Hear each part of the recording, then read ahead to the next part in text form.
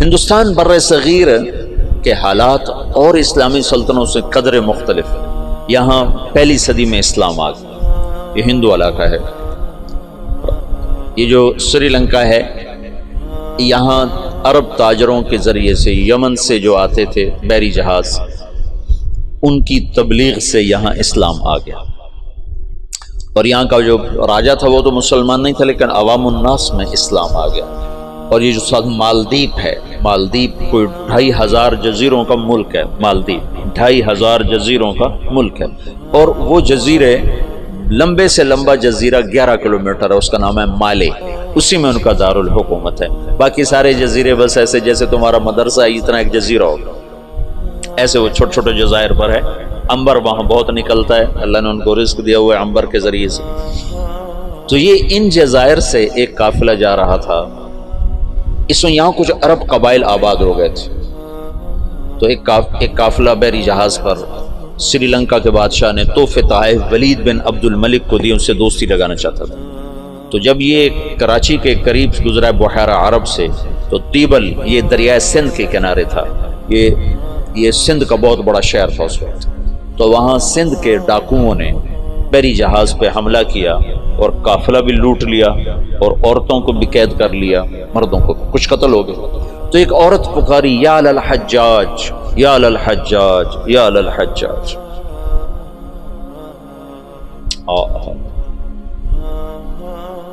عروج کے دور میں فاسق کیسے ایمان والا تھا۔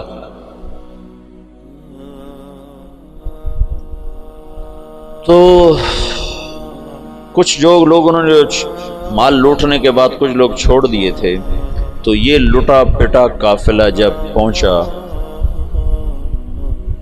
عراق میں تو حجاج کو ملا، اور انہوں نے کہا کہ ایک بہن نے کہا تھا یا للحجاج، تو وہ کھڑا ہو گیا اپنے کرسی سے، کہ لبیک یا اخت الاسلام، لبیک یا اخت الاسلام، لبیک یا اخت الاسلام، اور کہا میرے اوپر حرام ہے بیوی بھی اور بستر پہ سونا بھی، جب تک میں اس بہن کی مدد کو نہ پہنچوں۔ ایک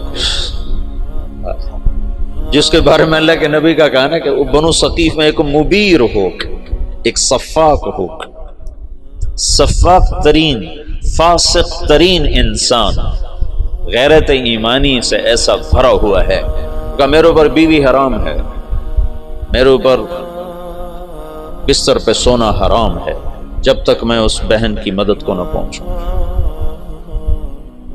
اور اس نے اسی وقت ایک لشکر تیار کیا، عبید اللہ بن نبحان رحمت اللہ علیہ کو امیر بنایا، اور ان کو 3000 کا لشکر، 4000 کا لشکر دے کے روانہ کیا۔ وہ لشکر شکست کھا گیا اور عبید اللہ شہید ہو گیا۔ پھر اس نے دوسرا لشکر روانہ کیا، یہ سارے عراق سے تھے، بدیل بن طوفہ رحمت اللہ علیہ کی سرکردگی میں وہ بھی شہید ہو گئے، اور دونوں لشکروں کو شکست ہو گئی۔ پھر اس نے شامی قبائل جو عرب کے قبائل جو شام میں آباد تھے، ان کا عراقیوں سے بڑا مختلف مزاج تھا، تو اس نے ولید بن عبد الملک سے اجازت چاہی کہ مجھے سندھ پہ حملے کے لیے شام سے لشکر، اور میرا خزانہ ختم ہے، مجھے پیسے بھی دے۔ تو ولید نے کہا میں یہ محاذ نہیں کھول سکتا، ابھی ترکستان میں محاذ کھلا ہوا ہے، شمالی افریقہ میں محاذ کھلا ہوا ہے، چین کی طرف محاذ کھلا ہوا ہے، میں چوتھا محاذ نہیں کھول سکتا۔ تو حجاج نے کہا جتنا پیسہ مجھے دو کے قرضہ ہے، اور میں یہ دگنا کر کے بیت المال میں واپس کروں گا۔ تو شامیوں کا 4000 کا لشکر تیار، اور اس کا اپنا سگا بھتیجا تھا محمد بن قاسم بن یوسف، حجاج بن یوسف اور محمد بن یوسف اور قاسم بن یوسف، یہ 3 بھائی ہیں۔ ان میں محمد بن یوسف بھی حجاج جیسا ظالم تھا، یمن میں گورنر تھا، اور قاسم بہت شریف النفس تھے، ان کا بیٹا محمد 17 برس کی عمر، اور حجاج نے اپنی بیٹی زبیدہ اس کے نکاح میں دی ہوئی تھی،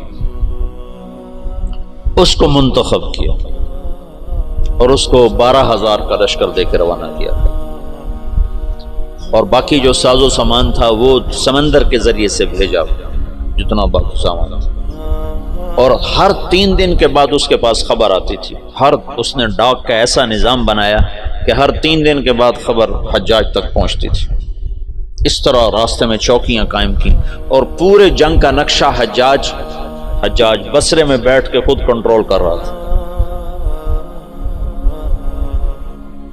تو یہ بدھوں کا شہر تھا، جو دیبل تھا نا بدھوں کا، تو اس میں ایک بڑا وہ تھا ان کا معبد، اس کا گنبد تھا، اس کے اوپر ایک جھنڈا تھا. تو ان کا یہ عقیدہ تھا جب تک یہ جھنڈا نہیں گرتا اس سے شہر کو شکست نہیں ہو سکتی. تو مسلمانوں نے زور لگا لیا. حجاج بن یوسف نے ایک توپ بھیجی تھی، توپ منجنیق، پتھر پھینکنے والی. وہ اتنی بڑی تھی، اس کو 500 آدمی کھینچتے تھے. تو اس کو بحری جہاز پہ بھیجا تھا. تو وہ نصب تھی اور توپ اس گنبد پہ نشانہ نہیں فٹ ہو رہا تھا. 10 دن 12 دن 15 دن گزر گئے، گولے جاتے تھے، گنبد پہ نہیں لگتے تھے. تو دیبل والے اور جوش سے لڑتے تھے. تو حجاج بن یوسف نے وہاں سے خط لکھا کہ اس توپ کا زاویہ 1 درجہ نیچے کر کے فائر کرو، 1 درجہ نیچے کر کے. اور محمد بن قاسم اس دن خود توپ پر آئے، ان کا آج میں خود پھینکوں گا. تو محمد بن قاسم نے خود اس دن پتھر تو رکھنے والے بہت سے لوگ ہوتے تھے، پر اس نے خود اس کو کھینچ کے جو پھینکا تو پہلا ہی پتھر جا کے جھنڈے پہ لگا اور گنبد پہ لگا اور گنبد ٹوٹا.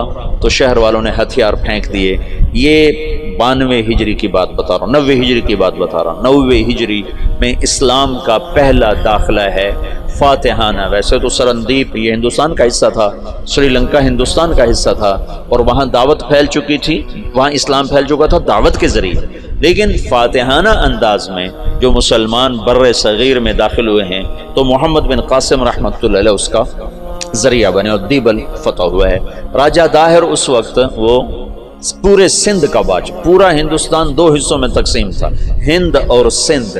سندھ یہ نہیں جو آج ہے، یہ سندھ بمبئی تک تھا، یہ سندھ بمبئی تک اور دیپال پور تک اور ادھر سے بمبئی تک، یہ ایک پورا علاقہ تھا. باقی ہند الگ علاقہ تھا. راجہ داہر اس سارے کا بادشاہ تھا. راجہ داہر ایک دفعہ بیٹھا تھا تو ایک نجومی آیا، تو اس کی بہن بھی ساتھ بیٹھی تھی. تو اس کی بہن نے اپنا ہاتھ دکھا دیا نجومی کو کہ میرا ہاتھ دیکھو. نجومی نے کہا یہ لڑکی آئندہ سندھ کے بادشاہ کی بیوی بنے گی. تو راجہ داہر تو پریشان ہو گیا، یہ میرے گھر میں میرا دشمن پیدا ہو رہا ہے. تو اس نے اپنے وزیر کو بلایا، کہنے لگا نجومی نے کہا ہے کہ یہ میری جو بہن ہے یہ سندھ کے بادشاہ کی بیگم بنے گی. تو وزیر نے کہا تو خود شادی کر لے سے. قصہ ہی ختم. میں نے کہا بے غیرت مجھے کروائے گا، ساری دنیا کیا کہے گی بہن سے شادی کر لی. تو وزیر چپ ہو گیا. اس نے ایک بکری لے کر اس پر مٹی مل دی، مٹی کی تہ پہلے اس پر اچھی طرح لگائی، پھر اس کے اوپر باریک مٹی ڈالی، پھر اس پر پھول کے بیج ڈالے اور اس کو ہلکا ہلکا پانی لگوانا شروع. تو اس کے پشت کے اوپر پھول ہی پھول ہو گئے. تو اس نے وہ بکری ایک نوکر کو دی کہ جاؤ اسے بازار کا چکر لگواؤ. تو میں نے چکر لگوایا تو سارا شہر اکٹھا ہو گیا، بکری کے اوپر پھول، بکری کے اوپر پھول، سب حیران پریشان. اگلا دن کا پھر چکر لگاؤ، پھر لوگ اکٹھے ہو گئے. اگلا دن پھر چکر لگاؤ، پھر تھوڑے ہو گئے، پھر 5 دن اور تھوڑے ہو گئے، 5 دن اور 6 دن اور 7ویں دن کوئی بھی دیکھنے نہیں آیا. تو وہ بکری لے کر داہر کے پاس آ گیا. کہنے لگا اس بکری میں تیری کہانی لکھی ہوئی. وہ کیسے؟ تب پہلے زیادہ لوگ تمہیں گالیاں دیں گے، پھر اسے تھوڑے گالیاں دیں گے، پھر اسے تھوڑے گالیاں دیں گے، پھر ایک دن چپ کر جائیں گے، تو اسے شادی کر لیا. اس بکری سے اس نے اس کو دلیل سمجھائی تو اس کمبخت نے حکومت کے لالچ میں اپنی بہن سے شادی کر لی. حالانکہ ہندو بھی بڑے غیور، بڑے غیرت والے، یہ راجپوتوں کی تاریخ ہے، بہت غیور لوگ ہوتے تھے. یہ تو آپس کی لڑائیوں کی وجہ سے بے وقوفی کی حد تک آپس میں لڑتے تھے، تو غیروں کو ان پر چھا جانے کا موقع اس وجہ سے ملتا تھا. تو وہ اس نے اپنی بہن سے شادی کر لی. جب محمد بن قاسم حملہ آور ہوا تو راجہ داہر سندھ بمبئی دیبالپور تک کا حکمران تھا۔ تو روہڑی کے قریب ان دونوں لشکروں کی پھر جنگ ہوئی۔ تو اس سے پہلے محمد بن قاسم نے لکھا حجاج بن یوسف کو کہ سارا سندھ اکٹھا ہو چکا ہے اور میرے ساتھ صرف 12,000، تو اپنی مدد کے لیے لشکر بھیجو۔ تو فاسق اور صفاق کا خط سن، حجاج کا خط ہے، یہ ابھی دریائے سندھ کے پار تھے، ادھر راجہ داہر کے لشکر، ادھر محمد بن قاسم کا لشکر۔ تو حجاج کا خط ہے کہ اللہ کے رسول کا فرمان ہے 12,000 کو کمی کی وجہ سے شکست نہیں ہو سکتی، اور تم 12,000 ہو، لہذا تمہیں اس وجہ سے شکست نہیں ہو سکتی کہ تم تھوڑے۔ جب میرا خط پہنچے تو سارے لشکر کو آخرت کی ترغیب دی اور اللہ کی رضا پہ مرنے کے لیے تیار کرو، اور میرے پاس کوئی لشکر نہیں تمہیں بھیجنے کے لیے، میرے پاس کوئی سرمایہ نہیں تمہاری مدد کے لیے، تمہارا اللہ تمہیں کافی ہے۔ یہ حجاج کا خط تھا محمد بن قاسم کے نام۔ تو پھر انہوں نے روہڑی کے قریب دریائے سندھ کتنا پھیل جاتا ہے، انہوں نے وہاں سے دریا پار کیا، اور روہڑی کے آس پاس اب بھی اس کے کھنڈارات ہیں۔ یہ خوفناک جنگ لڑی گئی جس میں راجہ داہر قتل ہوا، اور اللہ تعالیٰ نے مسلمانوں کو فتح دی، اور محمد بن قاسم ملتان تک 92 ہجری میں 90 میں داخل ہوا، 92 میں 2 برس کے بعد ملتان پہنچا، اور اس کے حسن سلوک سے لوگ ہندوؤں نے جو مسلمان نہیں ہوئے تھے انہوں نے محمد بن قاسم کے بت بنائے اور اس کی پرستش کرتے رہے۔